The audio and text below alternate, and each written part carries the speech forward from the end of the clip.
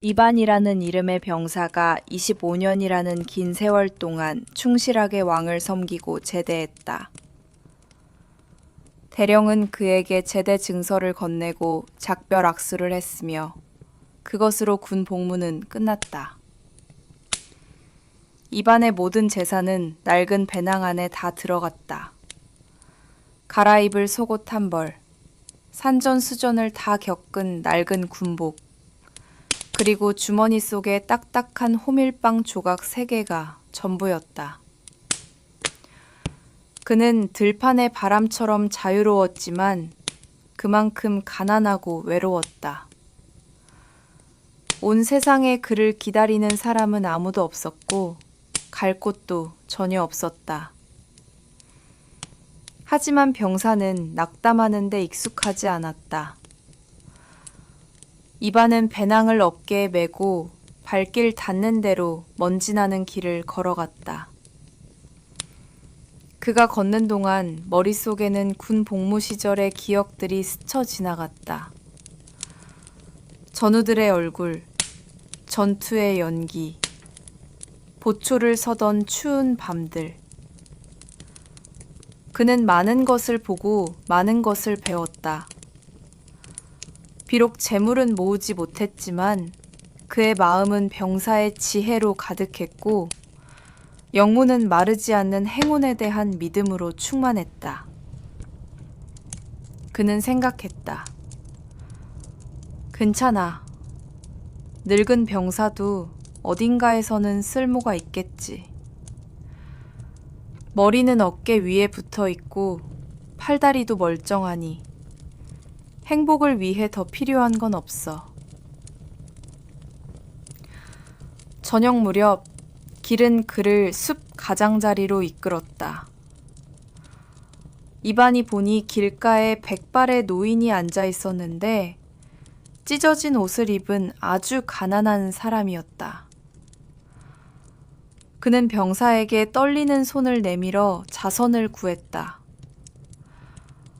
이반이 주머니를 뒤져보았지만 텅 비어 있었고 동전 한 입도 없었다. 그 자신도 그 빵 조각 3개 외에는 먹을 것이 없었다. 하지만 병사는 마음이 착했다. 그는 한순간도 망설이지 않고 주머니에서 마지막 남은 가장 큰 빵 조각을 꺼내 노인에게 건넸다. 그가 말했다. 변변찮지만 받으십시오, 어르신. 돈은 없지만 가진 것이 빵뿐이라 이것이라도 기꺼이 노인은 빵 조각을 받고 고마워하더니 갑자기 교활하게 미소를 지었고 그의 눈은 젊고 장난기 넘치는 불꽃으로 빛났다. 그는 평범한 거지가 아니라 강력한 마법사였다. 그가 말했다. 마음씨 착한 사람아, 너의 마음에 감사한다. 마지막 남은 것을 내주었으니 내게서 선물을 받거라. 그는 자신의 보따리를 풀어 낡고 닳고 색이 바랜 작은 양탄자를 꺼냈다. 마법사가 말했다.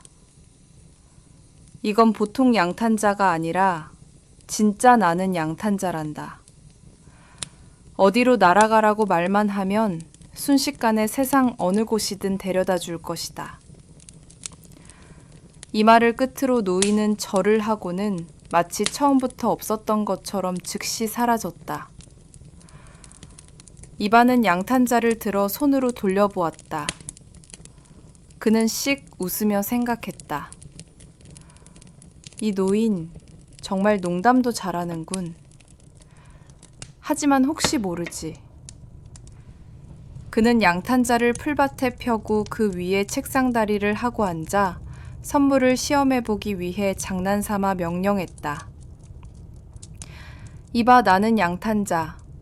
자, 나를 여기서 세상에서 가장 부유하고 가장 아름다운 왕국으로 데려가다오.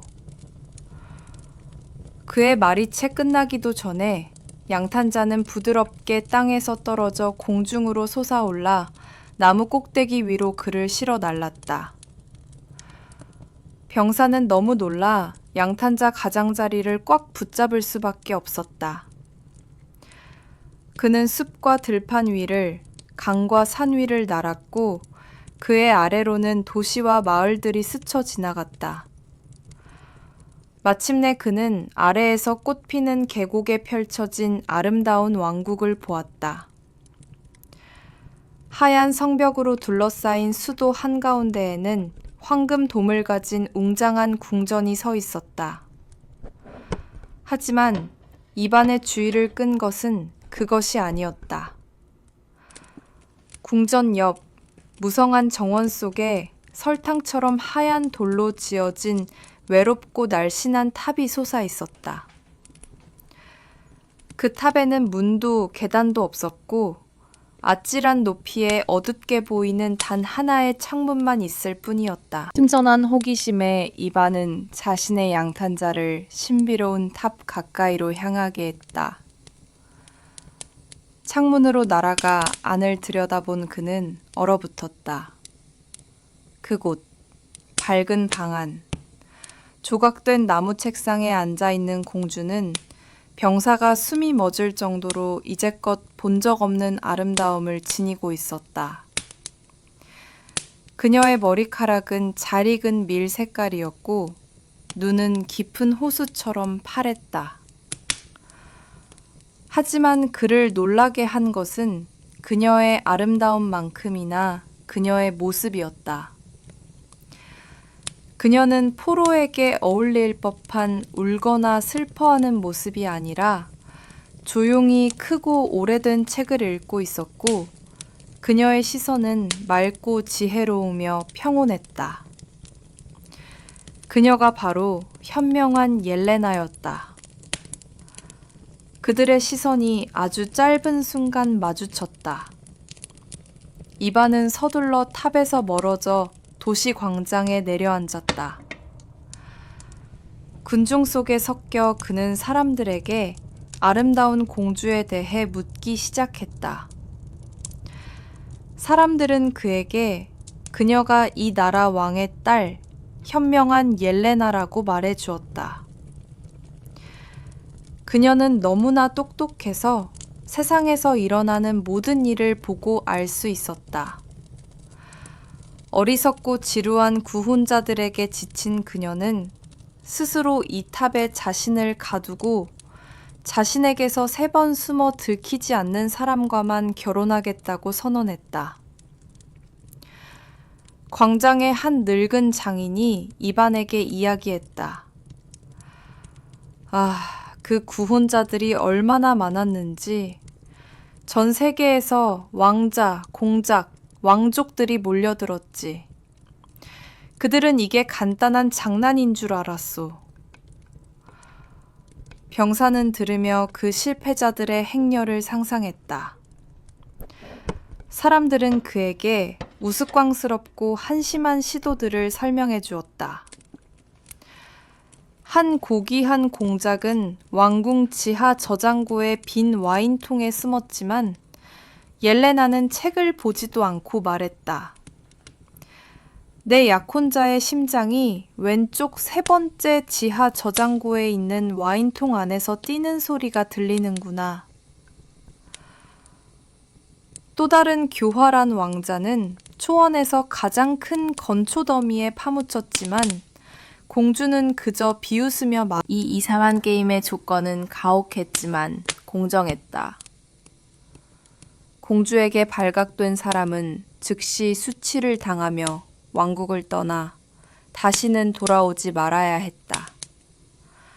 그래서 궁전 앞 광장은 항상 고개를 숙인 채 불명예스러운 출발을 준비하는 고귀하지만 운없는 구혼자들의 호화롭지만 텅 빈 마차와 사륜마차로 가득했다. 아직 아무도 하루 이상을 버티지 못했다. 이반은 이 모든 것을 듣고 고개를 들어 창문 너머에 현명한 미인이 앉아있는 높은 하얀 탑을 바라보았다. 전투와 위험에 익숙한 그의 마음에 승부욕이 불타올랐다. 이것은 늙은 병사에게 걸맞은 도전이었다. 그는 물러서지 않기로 결심했다. 그는 콧수염을 쓰다듬으며 비웃으며 생각했다. 평범한 러시아 병사가 비단과 벨벳을 입은 저 이국의 왕자들보다 어리석단 말인가? 그들에게는 금이 있고 나에게는 지혜가 있다. 나도 내 행운을 시험해 보겠다. 그는 오래 생각하지 않고 곧장 궁전으로 향했다. 낡은 군복을 입은 평범한 병사를 본 경비병들은 처음에는 그를 쫓아내려 했지만 그가 너무나 자신 있고 단호하게 왕에게 자신을 알리라고 요구하자 감히 거역하지 못했다. 곧 그는 아리현실로 안내되었다. 이반은 군인답게 경례를 하고 옐레나의 아버지인 왕에게 공주의 도전을 받아들일 준비가 되었다고 선언했다. 왕은 눈앞에 가난한 병사를 보고 이 희망 없는 시도를 말리려 했지만 이반은 완고했다. 다음 날 아침 해가 막 하늘을 분홍빛으로 물들였을 때 첫 번째 시험이 시작되었다. 이반은 궁전 광장으로 나와 겨드랑이에 끼고 있던 낡은 양탄자에 앉아 명령을 내렸다. 나는 양탄자는 하늘로 솟아올랐다. 이반은 더 확실하게 숨기로 결심했다. 그는 땅이 알록달록한 지도처럼 보이고 구름이 저 아래에 남을 때까지 점점 더 높이 올라갔다. 그는 공기가 차갑고 희박한 정해진 시간에 현명한 옐레나는 자신의 탑, 높은 달코니로 나왔다. 그녀의 손에는 두꺼운 가죽 표지의 마법책이 들려 있었다. 그녀가 책을 펴자 페이지들이 바람에 저절로 바스락거렸다. 공주가 손가락으로 글줄을 따라가자 그녀의 입가에 옅은 미소가 번졌다. 그녀는 아래 광장에 서 있는 아버지가 들을 수 있도록 큰 소리로 말했다. 보여, 보여. 내 약혼자가 우리 궁전 바로 위, 가장 높은 구름보다 더 높이 나는 양탄자에 앉아 아무도 자기를 보지 못할 거라고 생각하고 있구나. 왕은 즉시 하인들을 보냈다. 그들은 광장으로 나와 고개를 쳐들고 목청껏 소리쳤다. 이봐 병사, 내려와. 공주님이 당신을 찾았어. 이반은 내려오는 수밖에 없었다. 그는 매우 놀랐지만 전혀 낙담하지 않았다. 이 패배는 오히려 그의 승부욕을 자극했다. 그는 평범한 방법이나 심지어 보통의 마법으로는 여기서 이길 수 없다는 것을 깨달았다. 옐레나의 지혜에 맞서려면 더 교묘한 무기가 필요했다. 그에게는 새로운 마법의 조력자들이 필요했다. 그는 행운을 바라며 가장 깊은 숲으로 들어갔다. 그는 오랫동안 짐승의 길을 따라 걷다가 마침내 한 공터에서 기이한 광경을 보았다.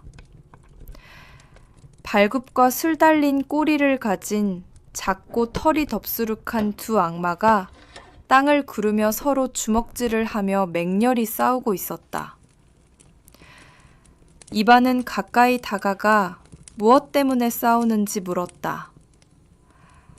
알고 보니 그들의 아버지인 늙은 악마가 죽으면서 두 가지 보물, 즉 빨리 달리는 장화와 투명 모자를 유산으로 남겼는데 그것을 어떻게 공평하게 나눌지 결정하지 못하고 있었던 것이다.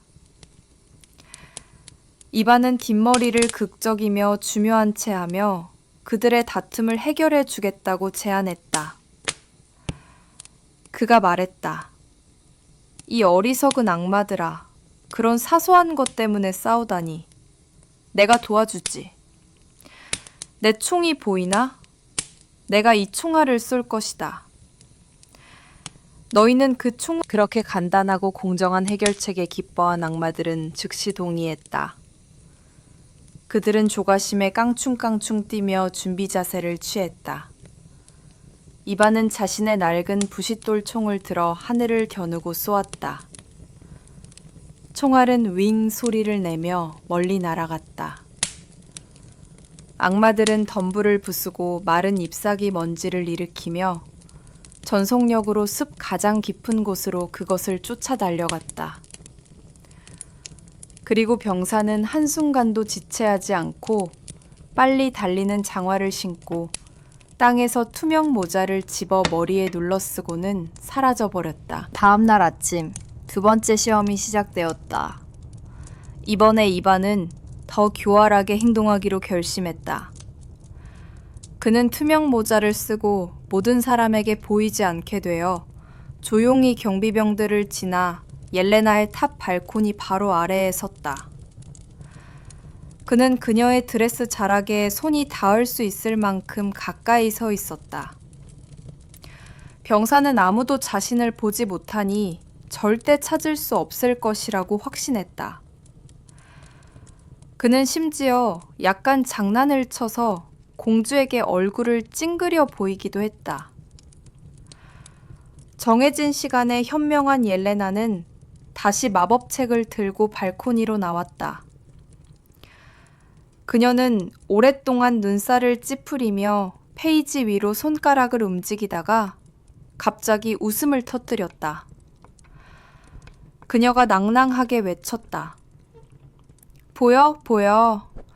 내 약혼자가 내 창문 바로 아래에서 보이지 않는 채로 서서 숨었다고 생각하며 심지어 나에게 혀를 내밀고 있구나. 이반은 모자를 벗고 모습을 드러내는 수밖에 없었다. 그는 그녀의 지혜와 통찰력에 경탄했다. 세상에, 이 놀라운 아가씨가 밝혀내지 못할 비밀은 없는 것 같았다. 이반에게는 마지막 세 번째 기회가 남았다. 그는 궁전의 자기 방에 앉아 오랫동안 생각했다. 그는 자신의 모든 마법 물건들, 즉 나는 양탄자, 빨리 달리는 장화, 투명 모자가 공주의 마법책 앞에서는 무력하다는 것을 깨달았다. 그렇다면 어떤 책에도 없는 것, 자신의 병사다운 지혜가 알려주는 무언가를 생각해내야 했다. 그는 밤새 생각했고 첫 닭이 울 무렵 새벽녘에 그의 얼굴에 교활한 미소가 떠올랐다. 계획이 세워졌다. 먼저 그는 시장에 가서 상인에게서 가장 평범한 농부의 옷, 즉 나무 껍질 신발, 삼배 셔츠와 바지를 샀다. 그 다음 그는 아무도 자신을 알아보지 못하도록 얼굴과 손에 검댕을 칠했다. 그 후 그는 초원으로 가서 오랫동안 풀밭을 기어 다니다가 마침내 크고 살찐 새똥파리 한 마리를 잡았다. 그것을 새로운 모습으로 그는 쉽게 창문 밖으로 날아가 공주의 탑으로 곧장 향했다. 그녀의 방 창문은 열려 있었다. 그는 안으로 날아 들어가 오래 생각하지 않고 의자 등받이에 걸려있던 그녀의 비단 드레스의 풍성한 주름 속에 숨었다. 그는 그곳에서 결정적인 순간을 기다리며 숨을 죽였다. 정오에 옐레나는 세 번째로 발코니에 나왔다. 그녀는 마법책을 처음부터 끝까지 3번이나 넘겨보고 세상 구석구석을 살피고 땅속과 바다 깊은 곳을 들여다보았지만 어디에서도 교활한 병사를 찾을 수 없었다. 마침내 절망에 빠져 그녀는 책을 덮었다. 그녀는 한숨을 쉬며 아버지에게 말했다. 보이지 않아요. 그는 땅 위에도, 땅 속에도, 물 속에도, 하늘에도 없어요. 제 약혼자가 사라졌어요. 현명한 옐레나는 자신의 탑에서 내려와 아버지가 기다리는 아련실로 갔다. 그녀의 얼굴은 진지했지만 눈에는 슬픔이 없었다. 그녀는 모두가 들을 수 있도록 큰 소리로 말했다. 아버지, 저는 약혼자를 찾지 못했습니다. 그는 아직 아무도 성공하지 못한 방식으로 숨었습니다. 저는 제 약속을 이행하고 그의 아내가 될 준비가 되었습니다. 시험이 마침내 끝난 것에 기뻐한 왕은 손뼉을 치며 평범한 병사 이반이 정정당당한 승리를 거두었다고 엄숙하게 선언했다. 바로 그 순간 공주의 드레스의 풍성한 주름 속에서 작은 파리 한 마리가 날아나왔다. 파리는 홀을 한 바퀴 돌고 대리석 바닥에 내려앉더니 놀란 모든 궁정 사람들 앞에서 다시 병사 이반으로 변했다. 그는 검댕으로 더러워진 평범한 옷을 입고 홀 한가운데 서서 환하게 웃고 있었다. 신하들은 숨을 죽였고 왕은 입을 벌린 채 그대로 굳어버렸다. 현명한 옐레나는 그를 바라보았고 그녀의 입가에도 미소가 번졌다. 그녀의 시선에는 패배에 대한 악이나 분함이 없었다. 그 안에는 진심 어린, 꾸밈 없는 감탄이 있었다. 오랜 세월 만에 처음으로 교활함과 지혜에서 자신을 능가하는 사람이 나타난 것이다. 그녀는 마침내 자신에게 걸맞은 지성을 가진 결코 지루하지 않을 사람을 찾았다는 것을 깨달았다. 그녀가 말했다. 당신이 이겼어요, 병사. 그녀의 목소리는 맑고 단호했다.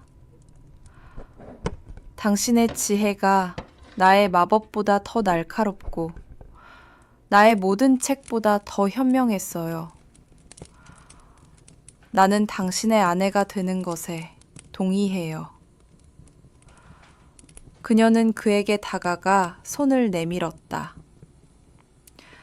이반은 당황했지만 행복하게 군 복무로 거칠어진 자신의 손으로 그녀의 가느다란 손을 잡았고 홀에 있던 모든 사람들은 새로운 놀라운 결합의 탄생을 목격하고 있음을 깨달았다. 온 궁정이 충격에 빠졌다. 신하들은 구석에서 속삭이며 평범하고 가문 없는 병사가 세상에서 가장 현명하고 아름다운 공주의 남편이 된다는 것을 믿을 수 없어 했다. 하지만 왕은 딸의 눈이 행복으로 빛나는 것을 보고 진심으로 기뻤다. 그는 지성, 용기, 그리고 재치가 사위가 가질 수 있는 최고의 지참금이며 그것이 고귀한 이름이나 금으로 가득 찬 상자보다 훨씬 더 가치 있다는 것을 깨달았다. 이반은 왕실 목욕탕으로 안내되어 길 위에 먼지와 검댕을 씻어내고 단비털을 댄 값비싼 비단옷을 입었다. 그러자 모든 사람들은 그가 똑똑할 뿐만 아니라 체격이 좋고 잘생겼으며 군복이 넓은 어깨와 늠름한 모습을 감추고 있었다는 것을 알게 되었다. 옐레나는 변신한 자신의 약혼자를 보며 그의 지성을 선택한 자신의 마음이 다른 모든 면에서도 틀리지 않았음을 깨달았다. 저녁에 그들 둘은 왕실 정원을 산책했다. 달이 길을 비추었고 공기 중에는 장미와 제스민 향기가 났다. 이반은 그녀에게 자신의 긴 군 복무 생활, 원정과 전투에 대해 이야기했고, 그녀는 책과 지식으로 가득했던 탑에서의 조용하고 외로운 삶에 대해 이야기했다. 그리고 그들은 그렇게 다른 출신에도 불구하고 서로 매우 닮았다는 것을 깨달았다. 둘 다 오랫동안 찾아 헤매다 마침내 서로를 찾은 외로운 마음들이었다. 다음 날 왕은 온 왕국에 곧 있을 결혼식을 선포했다. 사방으로 초대장을 든 사신들이 달려갔다. 수도에서는 이 땅이 아직 보지 못했던 성대한 축제를 위한 준비가 시작되었다. 도시는 깃발과 화환으로 장식되었고 중앙 광장에는 모든 백성을 위한 연회용 식탁이 세워졌다. 결혼식은 너무나 화려하고 즐거워서 그 소문이 온 세상에 퍼져나갔다. 연회는 온 세상에 울려 퍼졌다. 그리고 가장 놀라운 점은 손님들이 잔을 들며 신랑의 고귀한 신분이나 부가 아니라 가장 현명한 공주의 마음을 얻게 해준 그의 명민한 지성, 용기, 그리고 병사다운 지혜를 칭송했다는 것이다. 결혼 후 이반과 현명한 옐레나는 늙은 왕의 최고 조언자가 되었다. 책에서 얻은 그녀의 깊은 지혜와 원정에서 단련된 그의 세상 물정의 밝은 지혜는 서로를 완벽하게 보완했다. 함께 그들은 가장 어려운 국가적 과제들을 쉽게 해결했고 그들의 왕국은 번영했다. 시간이 흘러 늙은 왕이 아주 쇠약해졌을 때 그는 가벼운 마음으로 그들에게 왕관을 물려주었다. 그들은 오랫동안 공정하게 다스렸고 그들의 왕국에서는 힘이나 가문의 고귀함이 아니라 날카로운 지성과 재치가 무엇보다도 높이 평가받게 되었다. 그리고 그의 마법 물건들, 즉 나는 양탄자, 투명 모자, 그리고 빨리 달리는 장화는 이반이 왕실 보물고에 소중히 보관했다. 그는 종종 아이들에게 그것들을 보여주며 가장 평범한 병사라도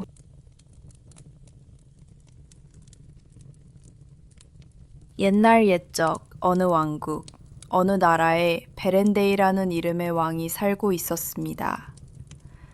그는 강하고 명성이 높았지만 그의 가장 큰 자랑거리는 높은 궁전도 가득 찬 금고도 아닌 지상의 그 어떤 통치자도 가지지 못한 놀라운 정원이었습니다. 그리고 그 정원에는 기적 중의 기적인 순금으로 된 열매가 열리는 사과나무가 자라고 있었습니다. 왕은 이 사과나무를 자신의 눈보다 더 소중히 여겼고 매일 와서 감상하며 익어가는 사과 하나하나를 직접 세었습니다. 왕에게는 세 아들이 있었는데 맏이는 드미트리, 둘째는 바실리, 그리고 막내는 이반이었습니다. 그러던 어느 날 베렌데이 왕은 누군가 그의 정원에 드나들며 황금 사과를 훔쳐가기 시작했다는 것을 알아차렸습니다. 매일 아침 그는 사과 한두 개가 없어진 것을 발견했습니다. 왕은 슬퍼하고 분노했습니다. 그는 경비를 2배로 늘리고 최고의 명사수들에게 매복하라고 명령했지만 모든 것이 헛수고였습니다. 경비병들은 아무도 보지도 듣지도 못했지만 사과는 계속해서 사라졌습니다. 신비로운 도둑은 교활하고 잡을 수 없었고 아무도 그의 비밀을 풀 수 없었습니다. 그러자 왕은 아들들을 불렀습니다. 내 아들들아, 그가 말했습니다. 보아라, 어떤 재앙이 닥쳤는지. 누군가 우리 정원을 망치고 있다. 나를 도와 도둑을 잡아라. 그렇게 하는 자에게는 내가 살아있는 동안 내 왕국의 절반을 물려주겠다. 가장 먼저 정원을 지키겠다고 나선 것은 맏아들 드미트리 왕자였습니다. 어두워지자마자 그는 창을 들고 정원으로 갔습니다. 하지만 그가 사과나무 아래 부드러운 풀밭에 눕자마자 깊은 잠에 빠져들었습니다. 아침에 그가 깨어났을 때 나무의 사과는 다시 죽어 있었습니다.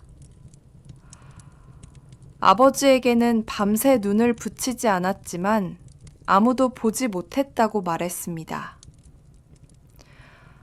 다음 날 밤에는 둘째 아들 바실리가 셋째 날 밤 막내 이반 왕자의 차례가 되었습니다. 그는 풀밭에 눕지 않고 잠들지 않기 위해 딱딱한 돌 위에 앉았습니다. 1시간, 2시간 앉아 잠과 싸우며 눈을 비볐습니다. 갑자기 한밤중에 정원이 마치 수백 개의 태양이 한꺼번에 뜬 것처럼 놀랍고 비현실적인 빛으로 밝아졌습니다. 이반이 자세히 보니 사과나무에 거대한 새 한 마리가 앉아 있었습니다. 그 깃털은 순금처럼 불타고 반짝였고 눈은 2개의 귀한 수정처럼 빛났습니다. 그것은 불새였습니다. 불새는 태연하게 황금 사과를 쪼아 먹고 있었습니다. 이반은 숨을 죽이고 다가가서 꼬리를 잡으려고 했습니다. 하지만 새는 날아올라 가버렸고 그의 손에는 불타는 듯 빛나는 단 하나의 깃털만 남았습니다. 아침에 이반 왕자는 아버지에게 가서 깃털을 내밀었습니다. 그것은 너무나 밝게 빛나서 쳐다보기가 아플 정도였습니다. 베렌데이 왕은 그것을 손에 들자 마음이 불타올랐습니다. 그는 전에 본 적 없는 아름다움에 감탄하면서도 그런 기적이 자신에게서 빠져나간 것에 분개했습니다. 자, 그가 아들들에게 말했습니다. 이제 우리 도둑이 누구인지 알았으니 일은 간단하다. 너희 중 누구든 살아있는 불새를 잡아 내게 데려오는 자가 왕국의 절반을 얻을 것이다. 길을 떠나거라. 형들인 드미트리와 바실리는 이반의 명성을 질투했습니다. 그들은 그를 앞지르기 위해 즉시 길을 떠나기로 결정했습니다. 그들은 아버지에게 최고의 말들을 요구하고 지갑을 금과 은으로 가득 채웠으며 하인과 병사들로 화려한 수행단을 꾸렸습니다. 그들은 그런 신기한 새는 외국의 상인들에게서 쉽게 사거나 약한 통치자에게서 힘으로 빼앗을 수 있다고 확신에 차 있었습니다. 아버지와 작별 인사를 한 후 그들은 소란과 먼지를 일으키며 궁전 문을 나섰습니다. 그들이 떠나자 이반 왕자가 아버지에게 다가왔습니다. 그는 깊이 절하며 아버지의 축복을 청했습니다. 그는 금도 하인도 요구하지 않았습니다. 아버님, 그가 말했습니다. 제게는 평범한 말 한 필과 길 떠나는 데 필요한 아버님의 축복만 주십시오. 더는 필요 없습니다. 왕은 막내 아들과 그의 용기와 결단으로 가득 찬 맑고 정직한 눈을 보았습니다. 무거운 마음이었지만 큰 희망을 품고 그를 껴안고 떠나보냈습니다. 이반은 말에 올라타 홀로 먼 길을 떠났습니다. 얼마나 갔을까? 이반 왕자는 세 갈래 길에 도착했습니다.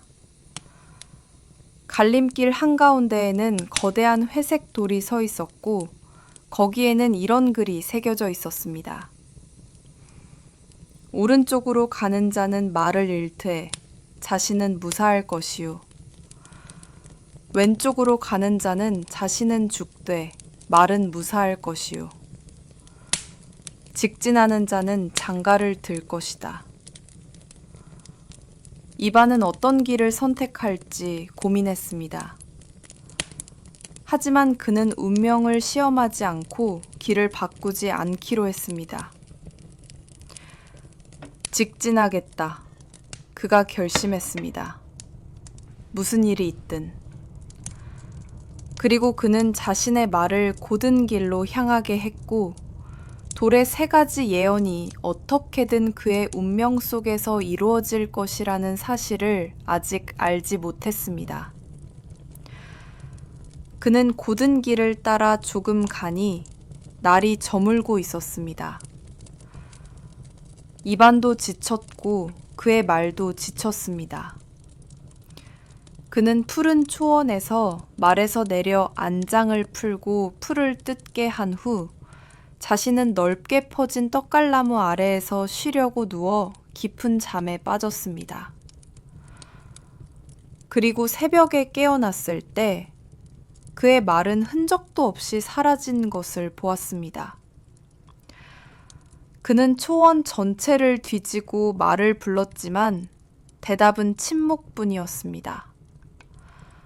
오직 저편 높은 풀 속에서 그의 충실한 말에게서 남은 것, 즉 살점이 발라진 하얀 뼈를 발견했습니다. 그때 이반은 돌의 예언이 이루어지기 시작했다는 것을 깨달았습니다. 왕자는 슬펐지만 어쩔 수 없었습니다. 그는 어깨에 여행 가방을 메고 걸어서 갔습니다. 하루를 걷고 이틀을 걸어 완전히 기진맥진했습니다. 갑자기 어디선가 덤불 뒤에서 거대한 회색 늑대가 나타났습니다. 그의 눈은 녹색 불꽃처럼 타올랐고 몸집은 좋은 송아지만 했습니다. 이반은 겁을 먹고 칼을 잡으려 했지만 늑대가 사람의 목소리로 말했습니다. 이반 왕자, 왜 고개를 숙이고 있는가? 무엇 때문에 슬퍼하는가? 놀란 이반은 자신의 불행에 대해 이야기했습니다. 늑대는 씩 웃으며 고백했습니다. 네 말을 먹은 것은 나다. 돌에 그렇게 예언되어 있었고 나는 단지 운명의 뜻을 따랐을 뿐이다. 이반은 화가 났지만 늑대는 그의 지혜롭고 꿰뚫어보는 눈으로 그를 보며 말했습니다. 이반 왕자, 네가 안타깝구나. 네 마음이 선하고 의도가 순수하다는 것을 안다. 너는 내가 굶주렸을 때 비록 알지는 못했지만 나를 불쌍히 여겼다. 내가 네 말을 먹은 대가로 나는 너에게 충실하고 진실하게 봉사할 것이다. 내 등에 타라, 이 회색 늑대 위에. 그리고 어디로 가는지 말해라. 나는 너에게 말이자 충실한 하인이 될 것이다. 이반은 그런 말에 놀랐지만 늑대를 믿었습니다. 그는 늑대의 넓고 강한 등에 올라탔습니다. 그 순간 회색 늑대는 자리를 박차고 너무나 빨리 달려서 왕자는 숨이 멎을 지경이었습니다. 나무와 언덕, 강들이 만화경처럼 스쳐 지나갔습니다. 바람이 귓가에서 윙윙거렸습니다. 늑대는 달리는 것이 아니라 발이 땅에 닿지 않고 땅 위를 날고 있었습니다. 이반은 그의 털을 꽉 잡고 비록 평범한 말을 잃었지만 대신 바랄 수 있는 가장 강력하고 충실한 동맹을 얻었다는 것을 깨달았습니다. 얼마나 갔을까?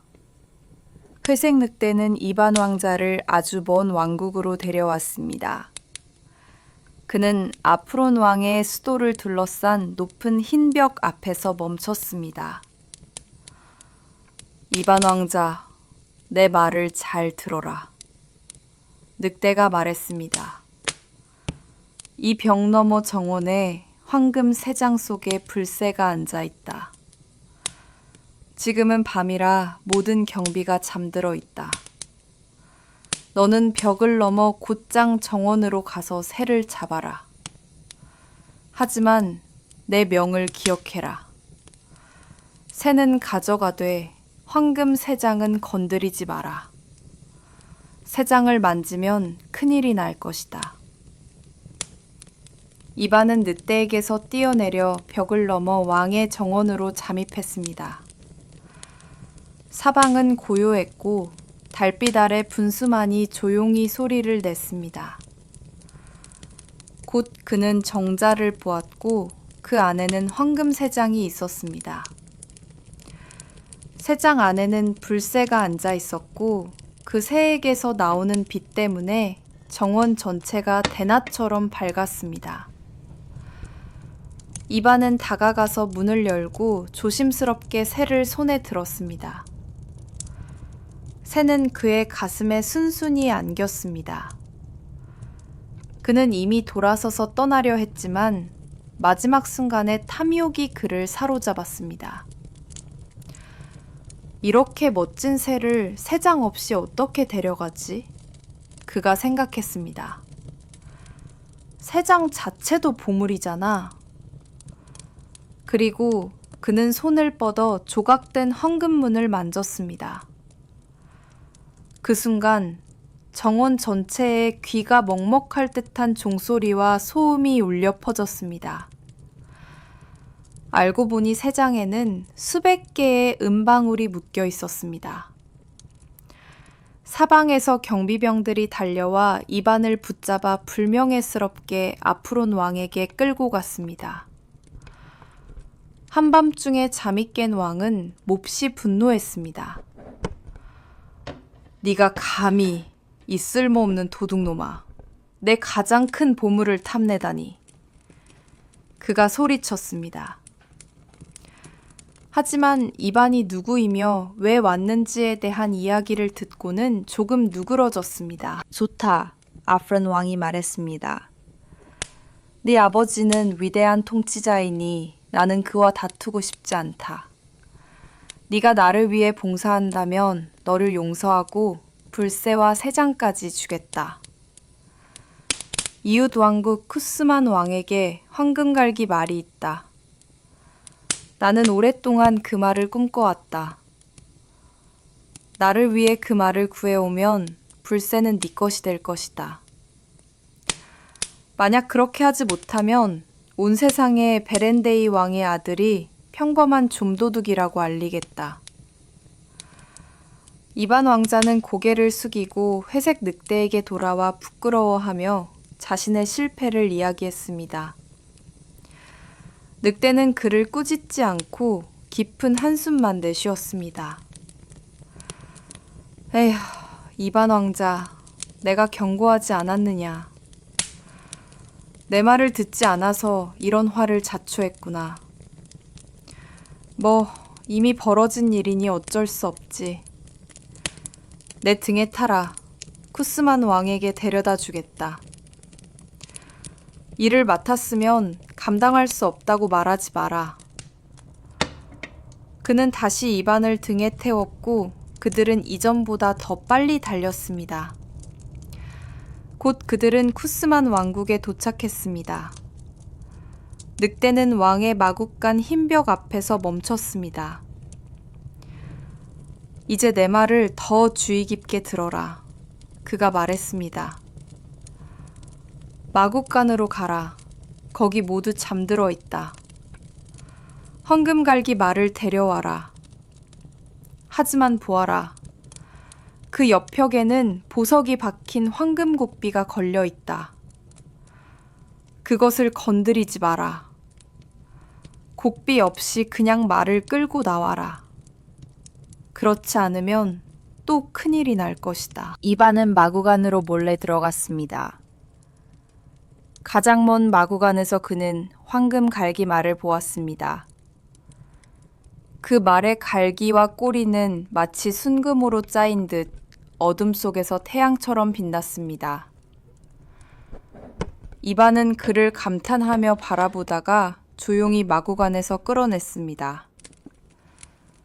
그는 이미 출구로 향하고 있었지만 그때 그의 시선이 벽으로 향했습니다. 거기에는 숨이 멎을 만큼 아름다운 곡비가 걸려 있었습니다. 아니야, 이반이 생각했습니다. 이렇게 훌륭한 말에게 그런 귀한 곡비가 없는 것은 어울리지 않아. 이건 선물이 아니라 앞으로는 왕에 대한 모욕이 될 거야. 그리고 그는 곡비를 갈고리에서 벗겼습니다. 그가 그렇게 하자마자 마구간 전체에 천둥 같은 소음이 울려 퍼졌습니다. 알고 보니 곡비에는 구리 나팔이 묶여 있었습니다. 경비병들이 달려와 이반을 붙잡아 쿠스만 왕에게 끌고 갔습니다. 그는 아프론보다 훨씬 더 분노했습니다. 하지만 그 역시 왕자의 이야기를 듣고는 거래를 제안했습니다. 네가 귀족 가문 출신인 것을 알겠다. 그가 말했습니다. 그러니 좋다. 네가 나를 위해 봉사한다면 말과 곡비를 모두 주겠다. 아주 먼 땅 달마트 왕의 왕국에 그의 딸 아름다운 옐레나가 있다. 나를 위해 그녀를 납치해 오면 너에게 상을 내리겠다. 만약 하지 못하면 너에 대한 소문은 모든 왕국에 이전보다 더 나쁘게 퍼질 것이다. 이반은 다시 회색 늑대에게 돌아왔고 이전보다 더욱 슬펐습니다. 늑대는 책망하는 눈빛으로 그를 맞았습니다. 에휴, 이반 왕자, 그가 말했습니다. 몇 번을 말해야 알아듣겠느냐? 뭐, 좋다. 내 등에 타라. 돕기로 했으니 끝까지 해야지. 이번에는 내가 직접 다 할 테니 너는 그냥 보고만 있어라. 그리고 그들은 달마트 왕의 왕국으로 달려갔습니다. 그들은 꽃이 만발한 정원으로 둘러싸인 높은 궁전에 도착했습니다. 늑대가 이반에게 말했습니다. 여기 이 초원에서 나를 기다려라. 그리고 아무데도 가지 마라. 그리고 자신은 새처럼 가볍게 높은 벽을 뛰어넘어 정원으로 잠입했습니다. 그곳 분수 옆에서 유모와 시녀들에게 둘러싸여 아름다운 옐레나가 산책하고 있었습니다. 그녀는 너무나 아름다워서 이야기로도 펜으로도 묘사할 수 없을 정도였습니다.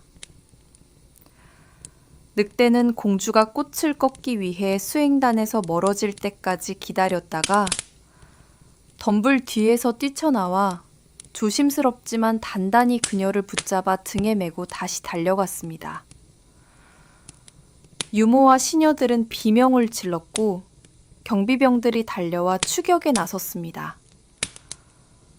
하지만 그들이 어찌 따라잡겠는가. 회색 늑대는 너무나 빨리 달려서 곧 추격대는 멀리 뒤처졌습니다. 그는 아름다운 옐레나를 초원으로 데려와 이반 왕자 앞에 내려놓았습니다.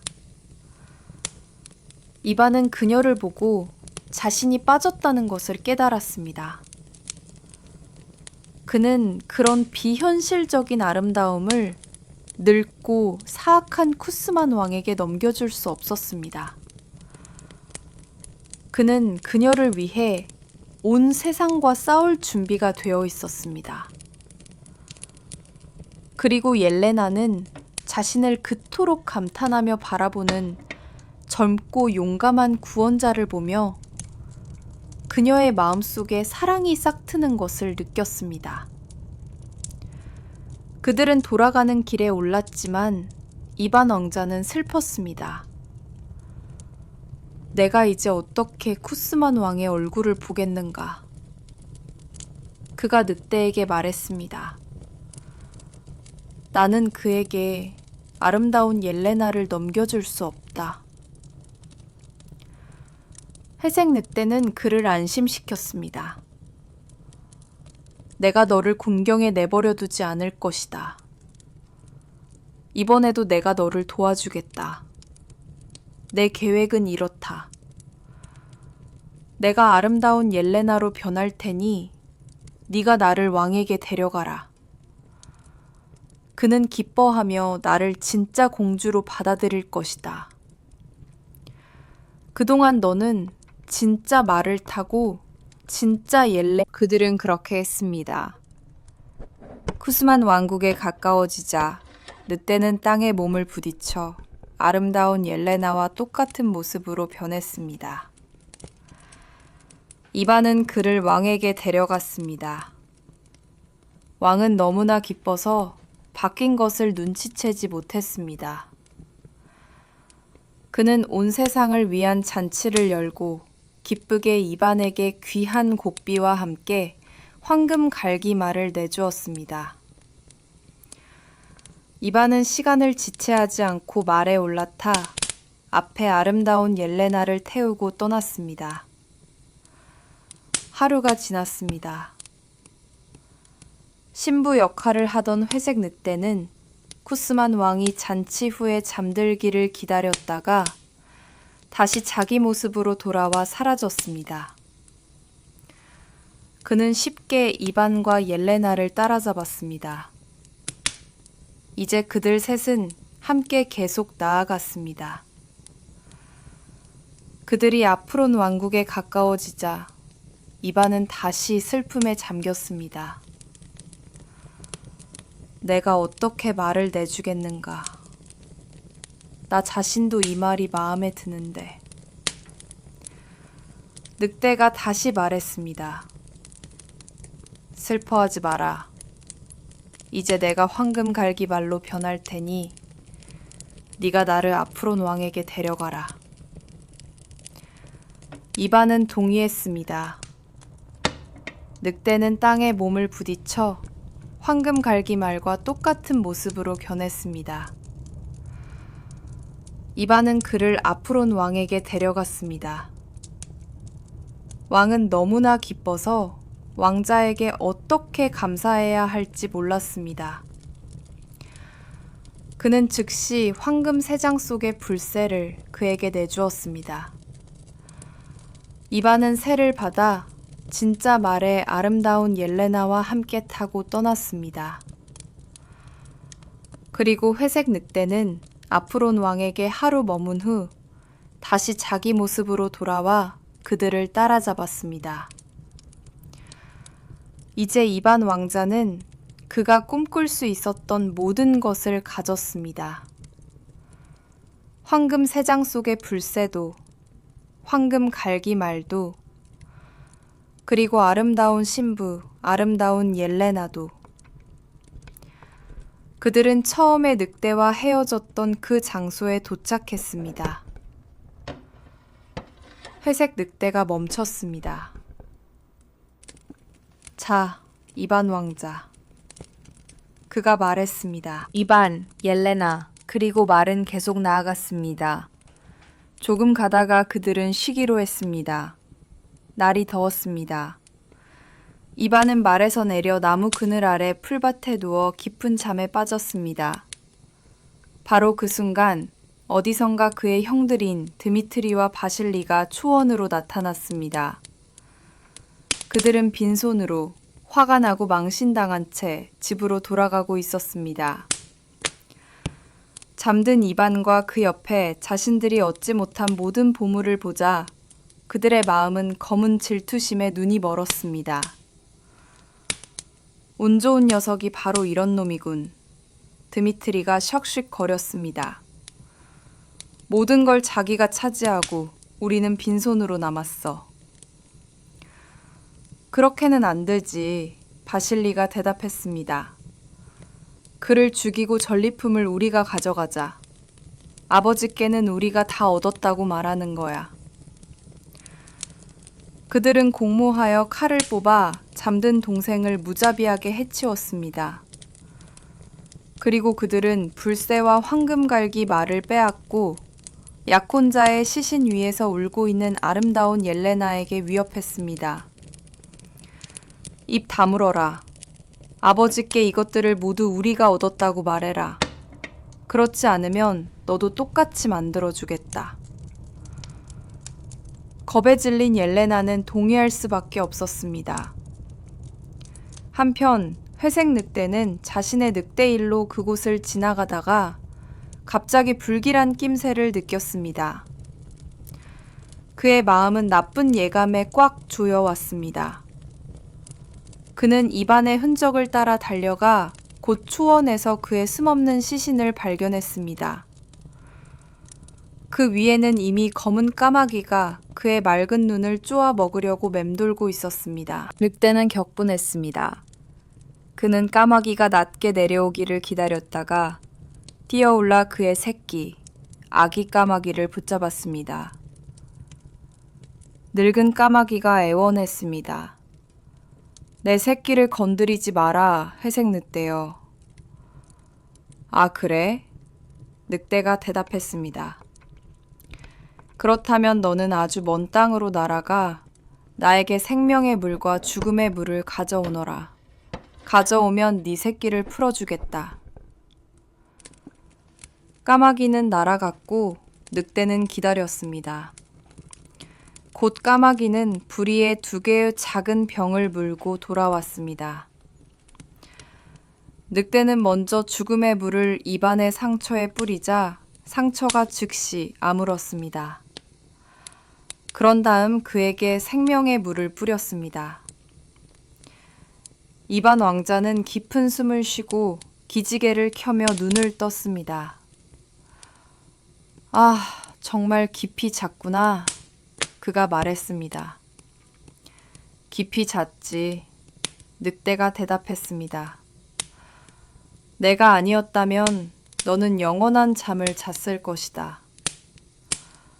그리고 그는 이반에게 형들의 악행에 대해 이야기했습니다. 이반은 분노와 정의에 대한 갈망으로 가득 차 벌떡 일어섰습니다. 그는 회색 늑대의 등에 올라탔고 그들은 궁전으로 달려갔습니다. 그들은 다로 베렌데이 왕이 맏아들 드미트리를 불행한 아름다운 옐레나와 결혼시키려는 바로 그 순간에 도착했습니다. 옐레나는 홀 문에서 살아있는 이반을 보자 기쁨에 소리치며 그에게 달려가 모든 궁정 사람들 앞에서 왕에게 그의 맏아들들의 비열한 배신에 대한 모든 진실을 이야기했습니다. 형들은 창백해지며 모든 것을 자백했습니다. 베렌데이 왕은 몹시 분노했습니다. 그는 그들을 처형하지는 않았지만 평생 동안 자신들의 죄악에 대해 생각하도록 가장 깊은 지하 감옥에 가두라고 명령했습니다. 그리고 이반 왕자와 아름다운 옐레나를 위해 성대한 결혼식을 열었습니다.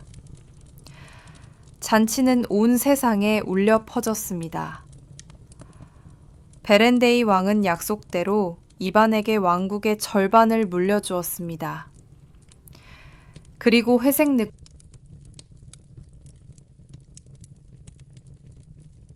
푸르고 꽃피는 어느 왕국에 강은 물이 풍부하고 계곡은 비옥한 곳이었다.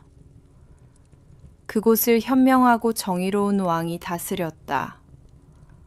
그의 신하들은 평화와 풍요 속에서 살았지만 왕의 가장 큰 자랑거리는 그의 딸 이졸데 공주였다. 많은 이들이 그녀의 아름다움을 칭송했지만 공주의 진정한 보물은 그녀의 탐구심 많고 지칠 줄 모르는 지성이었다.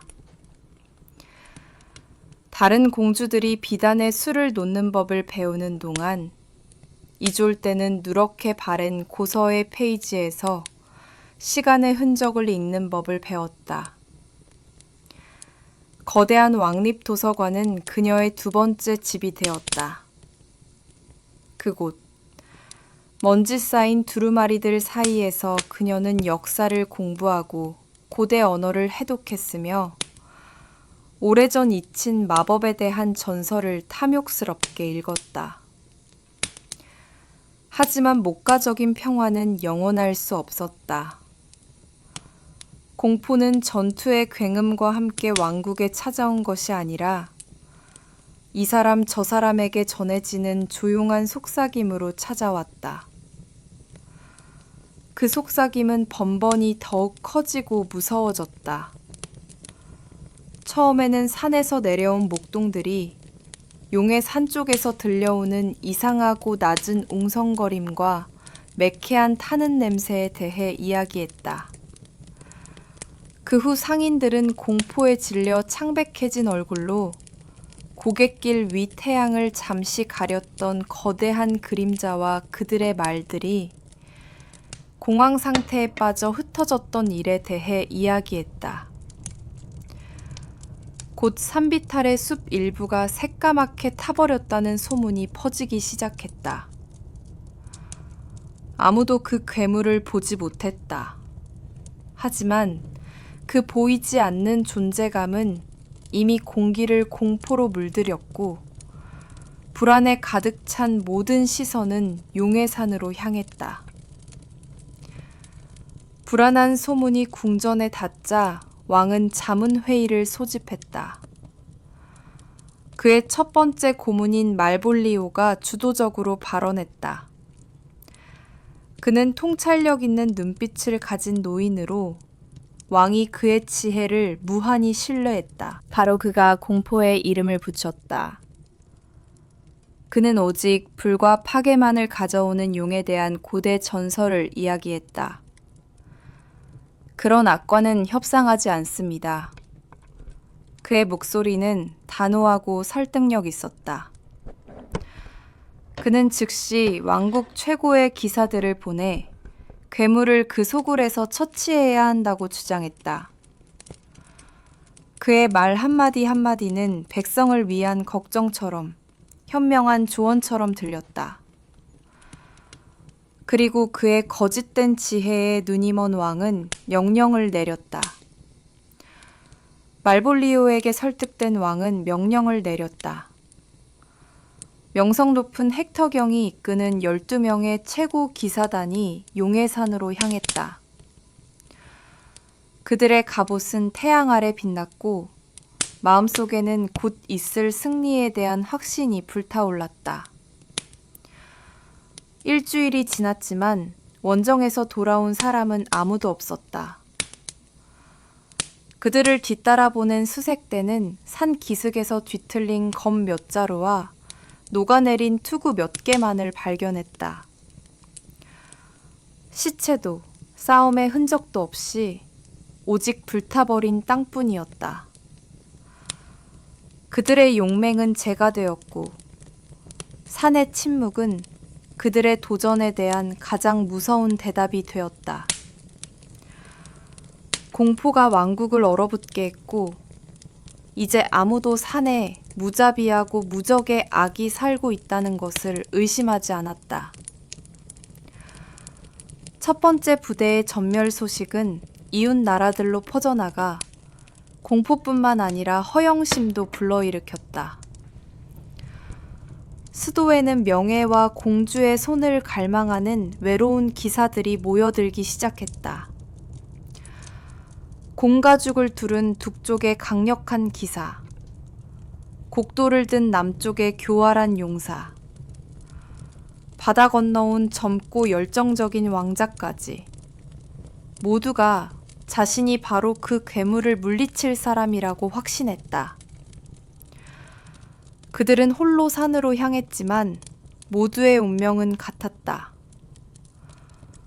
산은 말없이 그들을 삼켰다.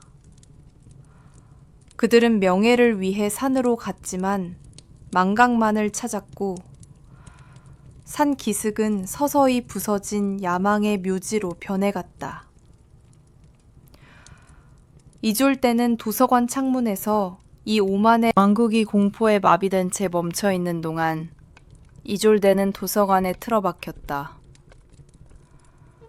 그녀는 책상 위에 지도, 연대기, 정찰병들의 보고서를 펼쳐놓고 공황을 걸러내고 오직 명백한 사실들만 남겼다. 그러자 이상한 점들이 하나둘씩 드러났다. 첫째, 용은 단 한 번도 자신의 산을 떠나지 않았다. 그는 마을을 공격하거나 밭을 불태우지 않았다. 둘째, 첫 목격자들인 목동과 상인들은 살아남았다. 그들은 단지 겁을 먹고 쫓겨났을 뿐이다. 그리고 셋째, 가장 이상한 점은 기사들은 죽었지만 그들이 죽은 자리에는 전투의 흔적이 없었다는 것이다. 다른 이들이 오직 불꽃과 분노만을 본 곳에서 고대 문헌으로 단련된 그녀의 탐구심 많은 지성은 논리와 필사적인 방어를 간파했다. 결론은 충격적이었다. 이것은 무자비한 살인자가 아니다. 이것은 수호자다. 하지만 무엇을 또는 누구를 그토록 필사적으로 지키고 있는 것일까? 자신의 추측으로 무장한 이졸대는 도서관의 가장 먼지 쌓인 구역으로 파고들었다. 그녀는 피에 굶주린 용에 대한 전설은 무시하고 오직 용의 산 자체에 대한 언급만을 찾았다. 여러 날과 잠 못 이루는 밤을 보낸 후 그녀는 찾고 있던 것을 발견했다.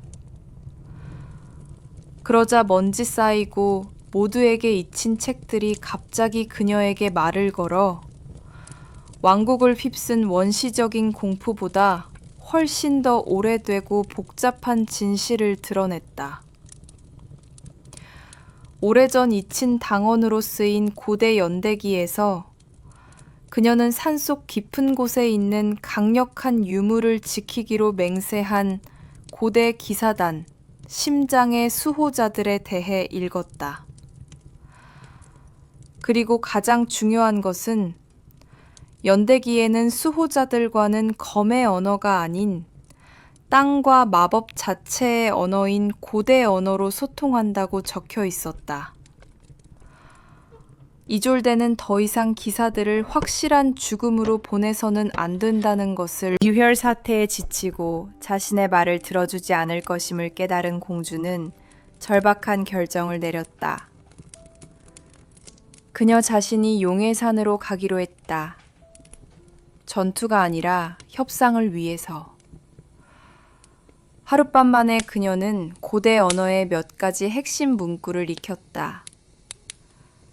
그리고 그녀는 만약 왕국의 기사들이 이성보다 강철을 더 소중히 여긴다면 자신이 바로 말이 검이 되고 진실이 방패가 되는 기사가 되어야겠다고 결심했다. 성 전체가 잠든 깊은 밤, 이졸대는 준비를 했다. 그녀는 비단 드레스를 튼튼하고 편안한 여행자 복장으로 갈아입었다. 그녀의 배낭에는 보석이 없었고 오직 빵과 치즈, 물병뿐이었으며 허리에는 작은 단검이 매달려 있었다. 책상 위에 그녀는 아버지를 위한 짧은 쪽지를 남겼다. 승리가 아닌 진실을 찾으러 갑니다. 저를 쫓아오지 마세요. 그녀는 겁에 질린 공주로서가 아니라 자신의 목숨을 건 위험한 실험에 나서는 학자로서 떠났다. 도서관 벽의 비밀 통로로 조용히 빠져나가 그녀는 성을 떠났다. 용의 산비탈을 오르는 그녀의 길은 외롭고 위험했다. 그녀는 풀이 자라지 않는 불타버린 땅을 걸었고 곳곳에서 기사들의 죽음을 알리는 암울한 증거들을 보았다. 바위에 박힌 부러진 검, 명문가의 문장이 새겨진 뚫린 방패. 그런 달견 하나하나가 그녀의 심장을 공포로 조여왔지만 그녀는 뒤돌아서지 않았다. 속으로 그녀는 마치 기도처럼 외운 고대 언어의 문구들을 되뇌었다.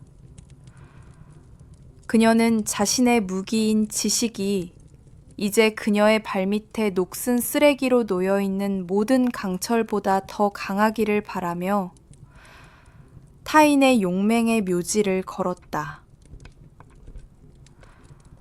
마침내 그녀는 정상에 도착했고 열기와 유황 냄새가 풍겨나오는 거대하고 어두운 동굴 입구를 보았다.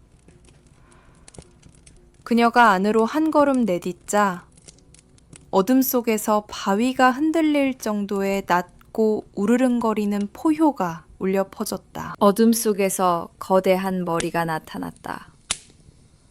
짙은 에메랄드색 비늘, 두 개의 달아오른 수처럼 타오르는 눈, 콧구멍에서는 가느다란 연기가 뿜어져 나왔다.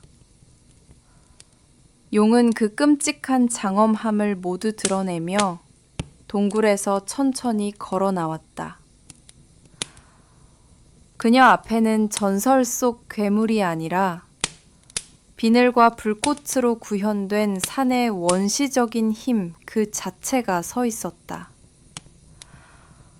그는 연약한 소녀를 보고 자신의 불꽃으로 그녀를 재로 만들 준비를 하며 위협적인 포효를 내질렀다. 용이 입을 벌리자 곧 터져나올 불꽃의 뜨거운 열기가 이졸대의 얼굴을 덮쳤다. 하지만 그녀는 모든 의지를 모아 물러서지 않았다. 그녀는 앞으로 나아가 타오르는 눈을 똑바로 쳐다보며 고대 언어로 크고 또렷하게 말했다.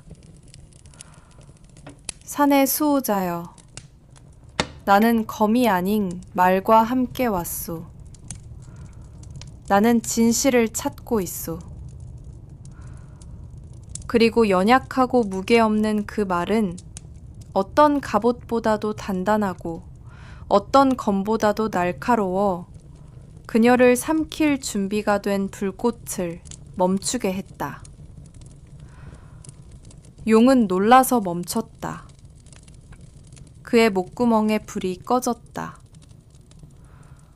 천천히, 위험있게 그는 거대한 머리를 그녀와 같은 높이로 내렸고 그의 입에서는 포효가 아닌 낮고 울리는 목소리가 흘러나왔다.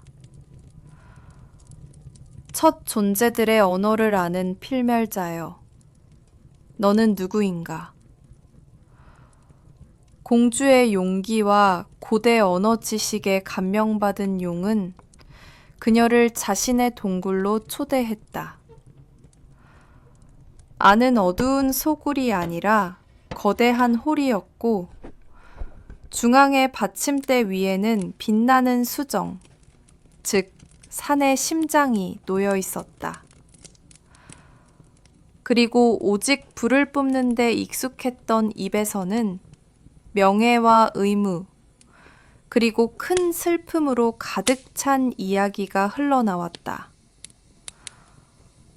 용은 자신의 진짜 이름이 카이경이며 이 유물을 지키기로 맹세한 고대 수호자 기사단의 마지막 기사라고 말했다. 카이는 이야기를 계속했고 그의 목소리에는 수세기의 고통이 담겨 있었다. 오래전 그가 아직 인간이었을 때 바로 그 말볼리오가 산으로 찾아왔다. 그는 산의 심장의 힘을 갈망하는 젊고 야심찬 마법사였다. 카이는 수호자로서 그와 결투를 벌여 승리했다. 하지만 패배한 말볼리오는 마지막 힘을 다해 그에게 저주를 걸었다. 너는 수호자가 될 것이다. 그가 씩씩거렸다. 하지만 모두가 두려워하는 모습으로. 세상은 너를 괴물로 여길 것이고 너의 명예는 비늘과 공포 아래 묻힐 것이다. 그는 고통스러운 변신을 묘사했다. 그의 몸이 부서지고 고귀한 강철 갑옷이 에메랄드 비늘로 바뀌는 과정을. 그렇게 그의 기사다운 용맹은 그의 감옥이 되었고 의무에 대한 그의 충성은 그가 써야만 하는 괴물의 가면이 되었다. 나는 결코 그들을 죽이지 않았소. 카이가 씁쓸하게 설명했다. 나의 포효와 불은 검이 아닌 방패였을 뿐이요. 나는 그들을 겁주어 돌려보내려 했소. 하지만 명예욕에 눈이 먼 기사들은 전투에 뛰어들었고 그들의 검은 그의 비늘에 부딪혀 무력하게 부러질 뿐이었다. 좁은 산길에서 맹목적인 분노에 휩싸인 그들은 스스로 낭떠러지로 떨어져 죽음을 맞았다. 말볼리오가 노린 것이 바로 이것이었다. 고문이 된 그는 피에 굶주린 괴물에 대한 전설을 백성들 사이에 굳히기 위해 의도적으로 그들을 확실한 죽음으로 보냈다. 그의 목표는 언젠가 왕국을 구한다는 명분 아래 이곳에 군대를 이끌고 와 산의 심장을 차지하는 것이었다. 산기슭에서 쓰러진 모든 기사는 그의 희생자가 아니라 타인의 교활함과 자신들의 맹목적인 용맹의 희생자였다. 모든 이야기를 들은 이졸데는 자신의 생각이 옳았음을 완전히 확신했다. 그녀의 마음은 고귀한 수호자에 대한 동정심으로 가득 찼고 배신자 말볼리오에 대한 분노로 이 싸움에서 혼자가 아니에요, 카이경. 그녀가 단호하게 말했다. 제 지성이 그의 거짓을 폭로하고 당신의 고대 힘이 우리를 지켜줄 거예요.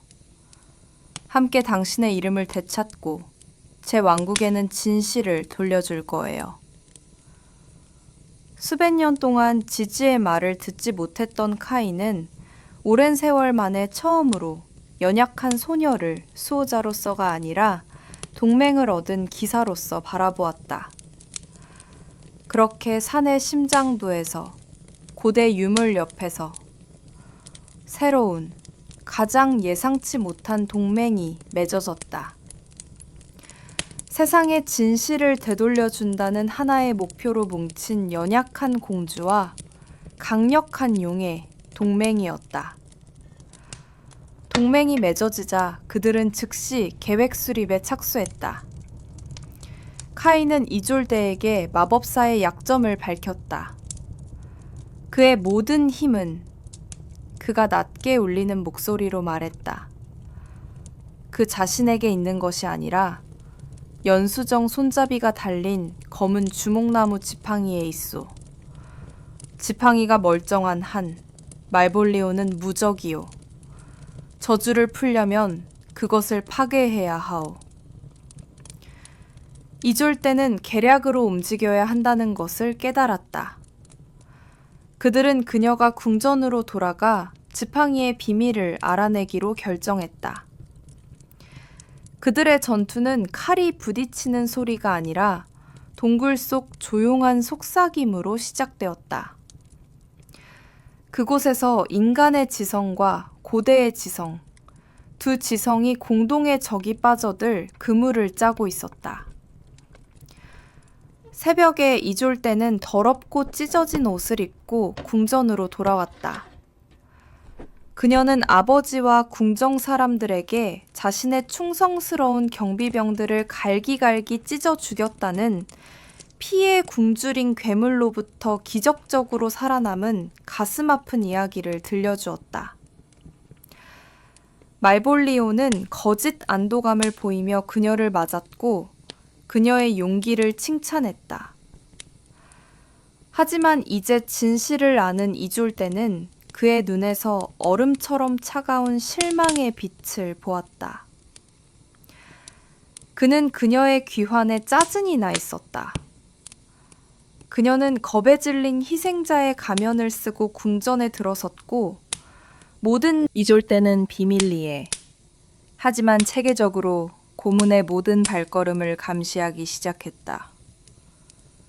그녀의 집이었던 궁전은 이제 그녀에게 전쟁터가 되었다. 모든 복도는 길이었고 모든 그림자는 실마리와 치명적인 위험을 동시에 숨길 수 있었다. 그녀는 그의 습관을 알아차렸다. 그는 식사 시간에도 지팡이를 놓지 않았고 햇빛을 피했으며 밤에는 성 서쪽 날개의 높은 탑에 틀어박혔다. 그녀는 하인들에게 물어보려 했지만 모두가 말볼리오를 두려워했고 그에 대해 속삭임으로만 이야기했다. 분명해졌다. 그의 비밀의 열쇠는 그 탑에 있다. 이졸대는 그곳에 잠입해야 한다는 것을 깨달았다. 혼자가 아니라 그녀의 강력한 동맹의 도움을 받아서. 성이 잠든 깊은 밤, 이졸대는 자신의 발코니로 나가 녹색 유리가 달린 등불을 들어 약속된 신호를 보냈다. 곧 밤의 어둠 속에서 거대한 그림자처럼 소리 없이 카이용이 나타났다. 그는 테라스에 착륙했고 이졸대는 두려움 없이 그의 강력한 등에 올라타 날개 사이에 자리를 잡았다. 이것은 그녀의 첫 번째 숨막히는 비행이었다. 바람은 귓가에서 윙윙거렸고 별들은 아주 가까워 보였으며 아래의 고향성은 장난감 같았다. 그리고 이 순간 별빛 아래 용의 등을 타고 날아가는 그녀는 단순한 공주가 아니라 비밀을 향해 날아가는 밤하늘의 지배자였다. 그녀는 두려움이 아닌 취할 듯한 환희와 자유를 느꼈다. 함께 그들은 말볼리오 탑의 높고 불 꺼진 창문으로 날아갔다. 탑의 창문 옆에 멈춰서서 그들은 안을 들여다보았다. 그들은 깜빡이는 눈 문자로 된 원 안에 서 있는 말볼리오를 보았다. 그는 나무나 돌과 이야기하는 것이 아니라 수정에 갇힌 고대의 악, 그의 어두운 동맹과 이야기하고 있었고 그들의 대화는 빛에 대항하는 어둠의 공모였다. 그의 지팡이의 연수정 손잡이는 불길한 빛으로 맥동했고 그 안에서 쉭쉭거리는 속삭임이 들려왔다. 이졸대와 카이는 깨달았다. 지팡이는 단순한 유물이 아니라 자유를 약속받는 대가로 마법사에게 힘과 조언을 주는 어둡고 지적인 존재를 위한 감옥이었다. 바로 이 존재가 무한한 힘을 얻기 위해 산의 심장을 손에 넣기를 갈망하고 있었다. 말볼리오가 어둠의 의식에 몰두하는 동안 이졸대의 시선은 책상 위에 놓인 검은 표지의 크고 오래된 책, 그의 마법서에 닿았다. 그녀는 소리 없이 그것을 카이에게 가리켰고 그는 말없이 모든 것을 이해했다. 그들은 빠르고 조직적으로 움직였다. 카이는 조심스럽게 열린 창문으로 길고 유연한 꼬리끝을 밀어 넣었다. 그는 마치 살아있는 촉수처럼 조심스럽게 책에 표지를 걸어 소리 없이 책상에서 끌어내 이졸데에게 건넸다. 수정의 속삭임에 몰두한 말볼리오는 아무것도 눈치채지 못했다. 그리고 파괴를 위해 만들어진 꼬리는 이 순간 어둠으로부터 그 가장 큰 비밀을 훔쳐내며 지식의 대의에 봉사했다. 귀중한 전리품과 함께 그들은 승리의 열쇠를 가지고 밤속으로 사라졌다. 카이는 이졸데를 그녀의 방으로 데려다 주었다. 문을 잠그고 그녀는 촛불 하나에 의지해 훔친 책을 연구하는 데 몰두했다. 글은 어둠의 방언으로 쓰여 있었지만 그녀의 깊은 고대 언어 지식 덕분에 그것을 읽을 수 있었다. 그녀는 악으로 쓰인 글귀들을 읽었지만 그 안에서 힘이 아닌 취약점을 찾았고 가장 어두운 책에서 빛으로 가는 열쇠를 발견했다.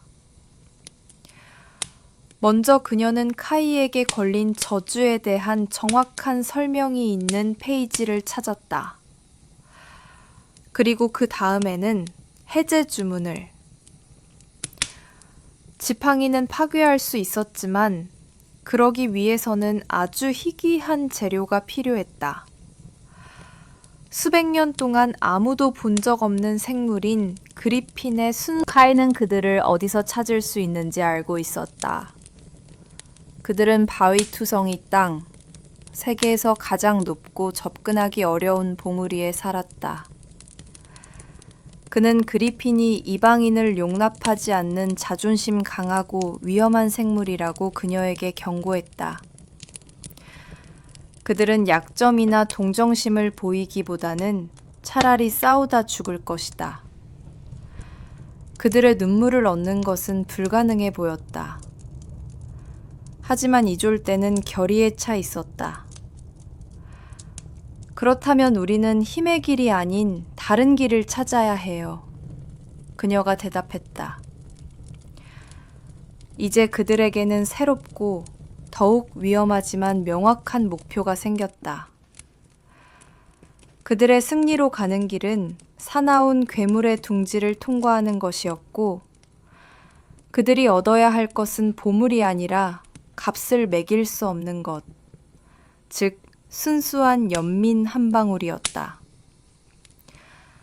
1분 1초도 지체하지 않고 이졸데는 다시 카이의 강력한 등에 올라탔고 그들은 하늘로 솟아올랐다. 그들의 길은 먼 바위투성이 땅으로 향했다. 그들은 구름의 바다 위를 송곳니처럼 날카로운 눈 덮인 봉우리들을 지나쳐 날아갔다. 아래로는 야생의 무인지대가 스쳐 지나갔고 차갑고 희박한 공기가 폐를 채웠다. 혹독한 아름다움으로 가득 찬 이 여행은 그들을 완전히 가깝게 만들었다. 그들은 공주와 용, 서로에게 목숨을 맡기며 한 몸처럼 날았다. 그들은 땅이 끝나고 하늘이 시작되는 곳으로 날아갔고 그들의 유일한 지도는 고대 전설이었으며 유일한 희망은 그들의 공동의 용기였다. 그리고 마침내 앞쪽에 세계에서 가장 높은 산들이 나타났고 그 봉우리들은 구름 속에 잠겨 있었다. 이곳이 바로 그리핀의 집이었다. 그들은 가장 높은 절벽 꼭대기에서 통나무들로 지어진 거대한 둥지를 발견했다. 그곳에서 사납고 귀가 먹먹한 비명을 지르며 거대한 그리핀, 반은 사자이고 반은 독수리인 생물이 날아올랐다. 용을 보자 그는 자신의 하지만 공주는 둥지를 자세히 들여다보다가 카이가 보지 못한 것을 발견했다. 그곳에는 작고 무력한 새끼가 누워 있었고 그 날개는 부자연스럽게 뒤틀려 피를 흘리고 있었다. 멈춰요, 카이. 그녀가 소리쳤다. 싸우지 마요. 그들은 악한 게 아니라 공경에 처했어요. 그리고 두 강력한 괴물이 죽음의 결투를 벌이려던 그 순간 그들 사이에 오직 선한 마음으로 무장한 연약한 소녀가 섰다. 갈기갈기 찢길 위험을 무릅쓰고 그녀는 용의 등에서 뛰어내려 평화의 표시로 빈손을 내밀며 격분한 어미 그리핀을 향해 한 걸음 나아갔다. 그리핀은 소녀의 용기와 적대감 없음을 보고 멈칫했다. 이졸 때는 천천히 둥지로 다가가 배낭에서 약초와 깨끗한 천을 꺼냈다. 그녀는 조심스럽게 새끼의 다친 날개를 살피고 붕대를 감아주어 고통을 덜어주었다. 어미 그리핀은 그동안 말없이 긴장한 채 그녀를 지켜보았다. 진정된 새끼가 어미에게 몸을 기댔을 때 그리핀의 거대한 독수리 눈에서 단 하나의 크고 빛나는 눈물이 굴러떨어졌다. 그것은 슬픔의 눈물이 아니라 어머니의 감사의 눈물이었다. 그것은 돌 위에 떨어져 마르지 않고 액체 다이아몬드처럼 반짝이며 남아 있었다. 이졸 때는 조심스럽게 그것을 작은 수정 약병에 담았다. 그녀는 힘으로 얻어야 할 것이라 생각하며 눈물을 찾아왔지만 선물로 받게 되었고 연민이 가장 야생적이고 자존심 강한 마음조차 여는 열쇠임을 증명했다. 그들이 찾던 것을 얻은 이졸 때와 카이는 자존심 강한 그리핀들과 작별했다. 그들은 다시 비행을 시작했지만 이제는 정찰병의 비행이 아니라 전투에 나서는 전사들의 비행이었다. 그들은 어둠을 이길 수 있는 무기, 즉 순수한 연민 한 방울을 손에 들고 왕국으로 돌아가고 있었다. 이 시련 속에서 단련된 그들의 동맹은 깨트릴 수 없게 되었다. 바람이 그들의 날개와 망토를 채웠고 그것은 그들이 승리를 확신하는 다가올 전투의 바람이었다. 그들은 한순간도 지체하지 않고 구름을 뚫고 날아갔으며 그들의 목표는 더 이상 비밀스러운 탐색이 아니라 공개적인 대결이었다. 그들은 말볼리오와의 마지막 결전을 위해 성으로 곧장 날아갔다. 한편 말볼리오는 자신의 마법서가 사라진 것을 발견하고 자신이 발각되었음을 깨달았다. 맹목적인 분노에 휩싸여 그는 더 이상 숨지 않기로 결심했다.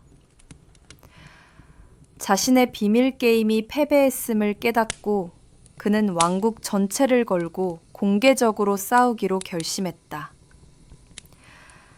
그는 옥자실로 쳐들어가 공개적으로 산의 심장을 내놓으라고 요구했다.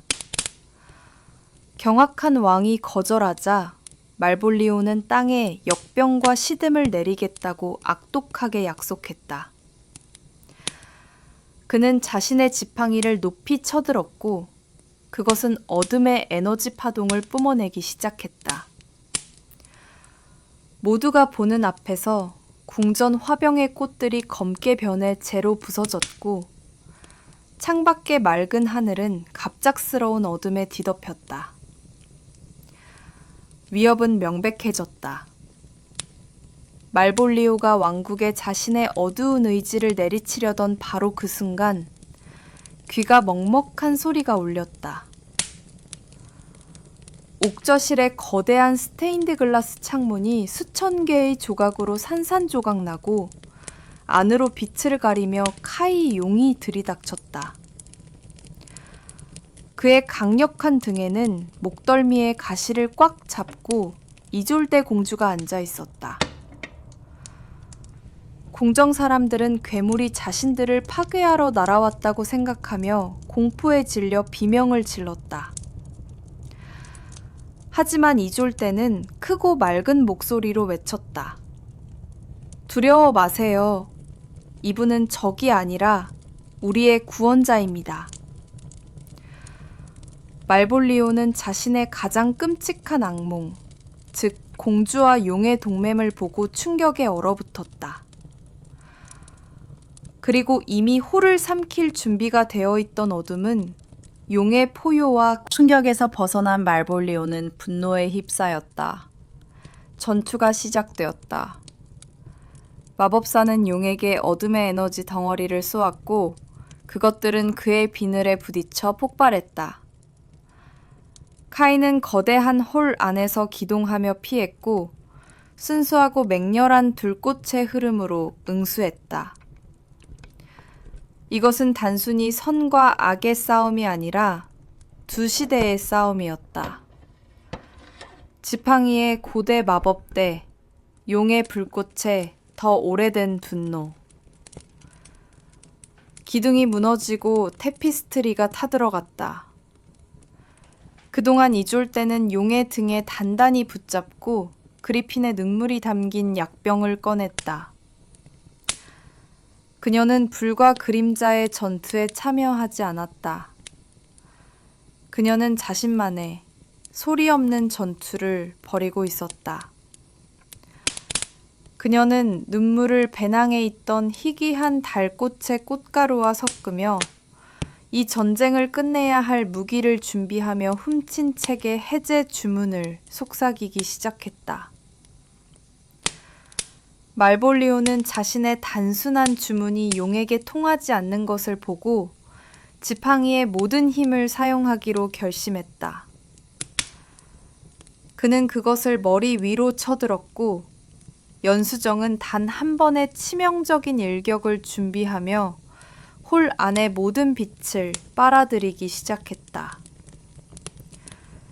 카이가 어둠에 눈이 먼 이 결정적인 순간 이졸대는 주문을 마쳤다. 그녀는 힘의 말을 크게 외치고 그리핀의 눈물이 담긴 약병을 맥동하는 어둠의 심장부를 향해 던졌다. 날카롭고 비인간적인 비명이 울려 퍼졌다. 지팡이는 빛나는 균열의 망으로 뒤덮였고 그 안에서 울부짖으며 어둠의 존재가 튀어나와 즉시 바람에 흩어지는 연기처럼 사라졌다. 지팡이 자체는 한 줌의 회색재로 변했다. 그리고 세상의 꼭대기에서 얻은 순수한 연민 한 방울은 수세기 동안 마법사의 심장에 쌓여온 모든 어둠보다 강했다. 지팡이가 파괴되자마자 카이를 짐승의 모습으로 묶어두었던 저주가 풀렸다. 용의 몸은 부드러운 그렇게 괴물의 비늘은 묵은 잎사귀처럼 떨어져 나갔고 그 아래에서 어떤 마법보다도 강한 충성심을 지닌 시간의 영향을 받지 않은 고귀한 기사의 모습이 드러났다.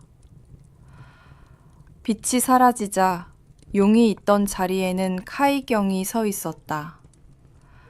그는 이졸대에게 돌아섰고 수백 년 만에 처음으로 인간의 것이 된 그의 눈에는 무한한 감사가 담겨 있었다. 카이경과 이졸대 공주는 경악한 왕의 옥저로 다가갔다. 그들은 침착하고 명확하게 참석한 모든 이에게 진실을 이야기했다. 고대 기사단에 대해, 산의 심장에 대해, 저주에 대해, 그리고 말볼리오의 오랜 음모에 대해, 그리고 그가 수년간 그토록 교묘하게 엮어온 거짓말은 진실의 빛 아래 순식간에 무너져 내렸고 힘과 명예를 모두 잃은 비참한 노인만을 남겼다. 마법을 잃은 그는 몰래 기어가려 했지만 즉시 경비병들에게 붙잡혔다. 배신과 희생된 기사들의 목숨에 대한 분노로 가득 찬 왕은 자신의 판결을 내렸다. 말볼리오를 성의 가장 깊고 어두운 지하 감옥에 던져 넣어 남은 생애 동안 빛도 마법도 보지 못하게 하라. 악당이 처벌받자 왕은 카이경에게 다가가 그들의 땅에 안녕을 지켜온 유물을 수세기 동안 보호해 준 것에 대해 뜨겁게 감사했다. 그 후 그는 딸 이졸대에게 돌아서서 그녀를 꽉 껴안으며 그녀의 지혜와 용기가 왕국의 모든 기사들의 용맹을 뛰어넘었다고 말했다. 그 후 카이는 이졸대에게 다가갔다. 그는 그녀의 손을 잡고 진정한 기사처럼 무릎을 꿇으며 말했다. 공주님, 당신은 저를 저주뿐만 아니라 수세기의 고독에서도 구해주셨습니다. 이제부터 제 심장과 제 검은 오직 당신의 것입니다. 이졸대는 그의 고귀한 눈을 바라보며 용에게로의 여정이 바로 자신의 운명으로의 여정이었음을 깨달았다. 그녀는 괴물과 대화하기 위해 길을 떠났지만 가장 고귀한 기사를